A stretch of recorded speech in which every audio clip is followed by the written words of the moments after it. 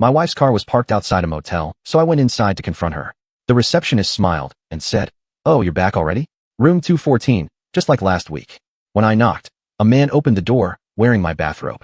I don't know how to start this, but I need to get this off my chest. For the past few months, I had a gut feeling that something was off. My wife was acting different, distant, always on her phone, late nights at work, brushing me off when I asked if something was wrong. You know that feeling when you just know? That little voice in your head that says, something isn't right? Yeah, that voice had been screaming at me for weeks. I tried to ignore it. I told myself I was overthinking, that she was just stressed, that I was being paranoid. I wanted to believe that. I really did. But then, last Thursday, I saw something I couldn't explain away. I had gotten off work early and decided to surprise her. I picked up dinner from her favorite Thai place, figured I'd swing by her office and bring it to her. Thought it might make her happy, but when I pulled up to her building, her car wasn't there. I called her. She didn't answer. Sent a text. Nothing. So I waited. 2 hours passed. Then 3. Finally, at around 10:30, she called me back. "Hey babe. Sorry, work ran late. Just now leaving." I sat there in silence for a second. Then I said, "Oh yeah? I'm outside your office. Where are you?" Silence. A long, painful silence. Then, click. She hung up. I stared at my phone, my stomach twisting into a knot so tight it hurt. My hands were shaking. My mind was racing. And I knew. She wasn't at work. She had lied. I don't know how long I sat there, gripping the steering wheel, heart pounding, mind spiraling. And then, I did something I never thought I'd do. I opened the location sharing app on my phone. The one we set up years ago, when things were good. When we actually trusted each other. And there it was. Her location. A motel. I felt like I had been punched in the gut. I stared at the screen, blinking, hoping I was seeing it wrong. That it was a mistake. It wasn't. Her car was there. Right outside that shitty little roadside motel. I should have driven home. I should have walked away. But I couldn't. I had to see it for myself. So I drove. It took me 20 minutes to get there. 20 minutes of gripping the steering wheel so tight my knuckles went white. 20 minutes of trying to tell myself there was another explanation. That I was wrong. But then, I pulled into the parking lot, and I saw it. Her car. Same spot the app showed. There was no explaining it away now. My mouth was dry. My head was spinning. I just sat there, staring at her car, trying to figure out what to do next. And then, before I could think twice, I got out. I walked inside. The receptionist, a woman in her 50s with thick glasses, barely glanced up. "Checking in?" she asked. I opened my mouth, but nothing came out. My head was still spinning. Then, before I could even think of what to say, she smiled. "Oh, you're back already? Room 214. Just like last week." Everything inside me went ice cold. I don't even remember walking down the hall. 1 second, I was at the front desk. The next, I was outside room 214. I stood there, staring at the door, my whole body buzzing like a live wire. I could hear movement inside. Muffled voices. Then, before I could stop myself, I knocked. A few seconds passed. Then, the door opened. And standing there, a man. A man I had never seen before in my life. A man wearing my goddamn bathrobe. For a second, we just stared at each other. Him, confused. Me, frozen. Then it clicked for him. His eyes widened. His mouth opened. But I didn't let him speak. I pushed past him into the room.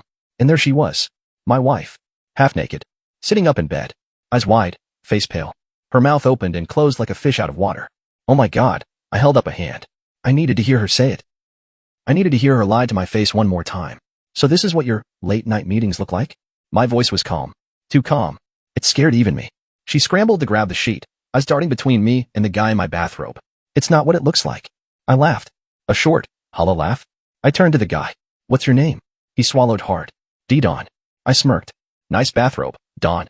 He took a step back, hands up like I was about to hit him. "Look, man, I didn't know she was married." I ignored him. He didn't matter. "She did. You lied to me." My voice was shaking now. For months. Tears welled up in her eyes. "Good. Let her cry." "It wasn't like that," she whispered. I stared at her. My stomach twisted. My head pounded. Then I pulled out my phone. "Here's what's going to happen," I said. My voice sounded foreign. Cold. She just blinked at me. "You're going to transfer every penny in our joint account to mine. Right now." Her face drained of color. "W what?" "You heard me." I turned to Dawn. "Unless you want your boyfriend here to lose his job too." Dawn paled. "What?" I smirked. "Oh yeah, Dawn. Did she tell you I know your boss? That I'm the guy who got you that big contract last year? The one that saved your company?" His mouth opened, then closed. And I knew. I had him. Her hands were shaking as she grabbed her phone. And I just stood there, watching, waiting. She had no idea what was coming next. Her hands trembled as she opened the banking app on her phone. I watched. I waited. She sniffled, wiping her eyes like she wanted me to feel sorry for her. I didn't. She stole glances at me, hoping for mercy, but I gave her nothing. Not anymore. Her fingers hovered over the screen. She hesitated. "Do it." My voice was low, steady. She swallowed hard and typed. A few taps, a long pause, and then done. My phone buzzed. I glanced at the screen. The money was in my account. Every last penny. She looked up at me, eyes red, lips trembling. Please, can we? I turned and walked out. I was halfway down the hall when I heard her sob. I didn't look back. I drove home in silence. No music. No thoughts. Just a dull, empty ringing in my ears. When I pulled into the driveway, I sat there for a long time, staring at the house we had built together. Everything in there was ours. The framed photos, the furniture we picked out, the life we built. And now? Now it was mine. Because I wasn't done yet. Not even close. The next morning, I called my lawyer. Told him everything. He listened. Took notes. Then he sighed. This is going to be messy. Good, I said. I went to work like nothing had happened. Answered emails. Sat in meetings. Even made small talk. Then, around noon, I got a text. From her. We need to talk. Please. I stared at it for a long time. Then, without replying, I blocked her number. I left work a little early. Stopped by a hardware store. Bought new locks. When I got home, I changed them. One by one. Front door, back door, even the garage. She wasn't getting in. Not ever again. Then, I went to the bedroom. Pulled out her clothes. Shoes. Jewelry. Bagged it all up. Every trace of her? Gone. I was halfway through when I saw it, her laptop. Sitting on the nightstand. I stared at it. Then I picked it up, sat on the bed, and opened it. It wasn't locked. She never thought I'd check. Idiot. I clicked through her emails, her messages, her browsing history. And then, I found something. Something big. Not just one guy. Four. For different men, spread out over the past year. Some of them had sent money. Some had bought her gifts. Some had no idea she was even married. And one had a wife and kids. I exhaled slowly. Then I started screenshotting everything. Every message. Every email. Every hotel booking. And then I found the video. A recording. A clip. No more than a minute long. Her and some guy laughing. Talking. His voice was clear. You think your husband suspects anything? She giggled. Oh, he's too stupid to figure it out. I stared at the screen.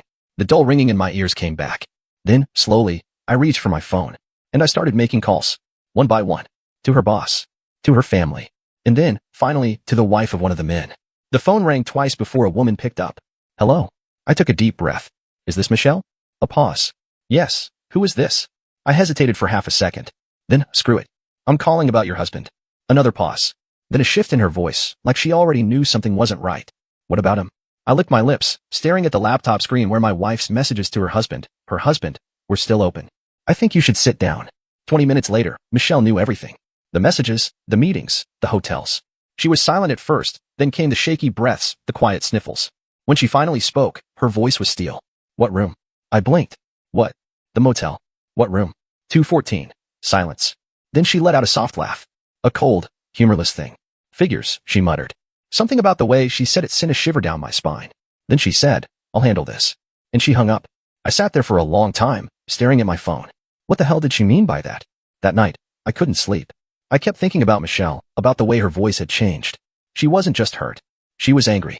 And she was going to do something about it. I just didn't know what. The next morning, I woke up to a news alert. Local businessman arrested in hotel altercation. My stomach dropped. I opened the article. And there it was. Michelle's husband. At the same motel. Police had been called after a domestic dispute in the parking lot.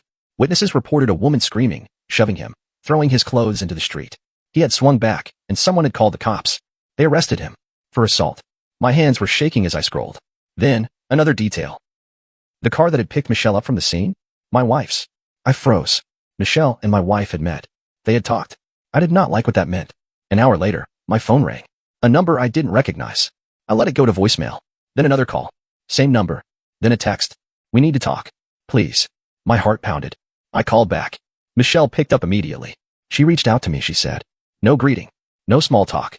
I swallowed hard. What did she say? Michelle exhaled sharply. She tried to spin it.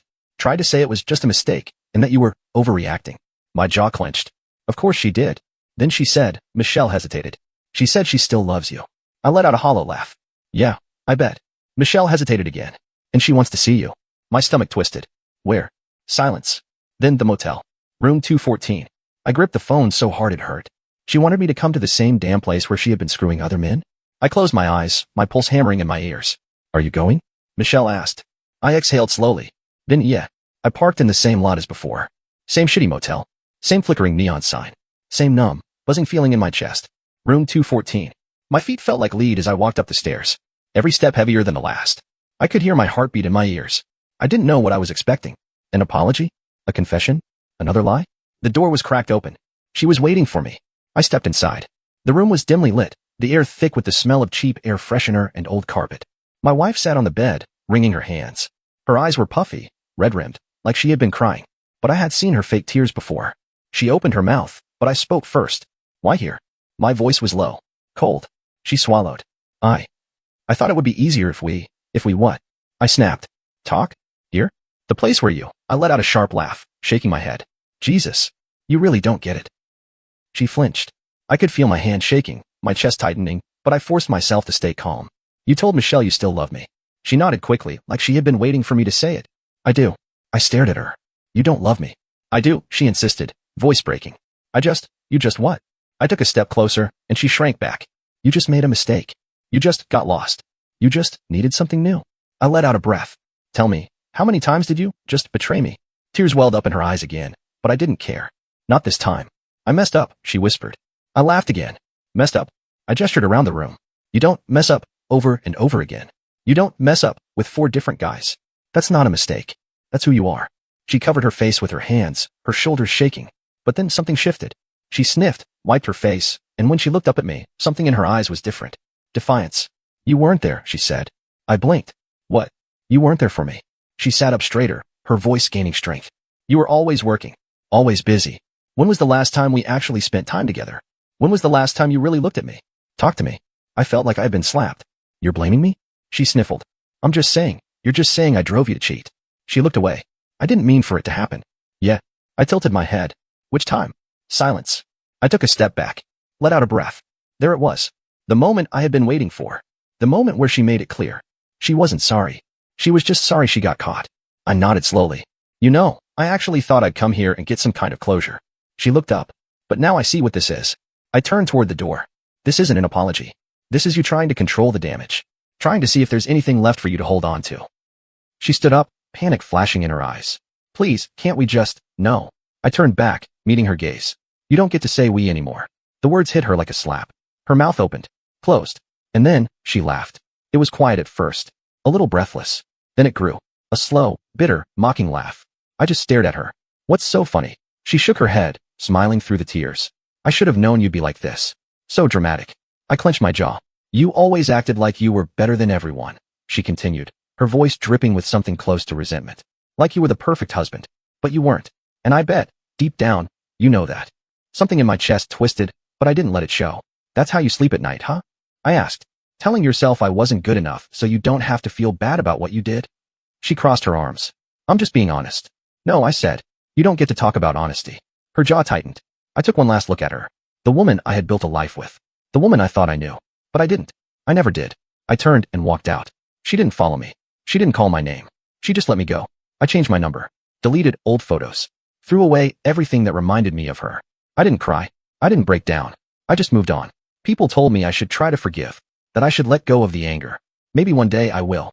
But not today. Not yet. For now, I just hope she sees my empty side of the bed every night. I hope she wakes up reaching for me, only to find nothing. Because that's what she left me with. And that's what she deserves.